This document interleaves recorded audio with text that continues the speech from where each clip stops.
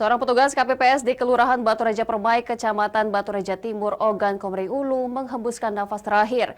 Diduga kelelahan usai mengikuti pengarahan penggunaan Sirekap yang kegiatannya dari pagi hingga sore hari. Diduga kelelahan usai mengikuti pengarahan lewat Zoom penggunaan Sirekap menghadapi Pilpres dan Pileg 14 Februari mendatang. Seorang anggota kelompok penyelenggara pemungutan suara atau KPPS di Kelurahan Batu Raja Permai, Kecamatan Batu Raja Timur, Kabupaten Ogan Komering Ulu bernama Ferry Alamsyah meninggal dunia.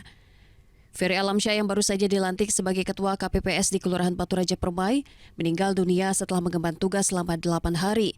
Ferry menghembuskan nafas terakhir setelah mengikuti pengarahan penggunaan Sirekap melalui Zoom yang dimulai pada pagi kemarin hingga sore hari. Anggota KPU Oku Mario mengatakan, hasil pemeriksaan dokter Ferry mengalami pecah pembuluh darah di kepala akibat tekanan darah tinggi.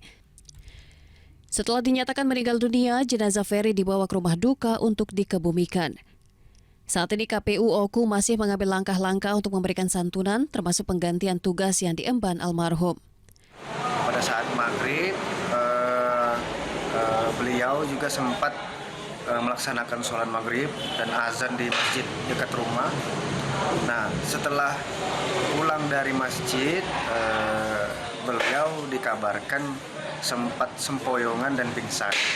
Kemudian tidak lama dari itu dinyatakan meninggal. Dari Ogan Komering Ulu, Widori Agustino, iNews melaporkan.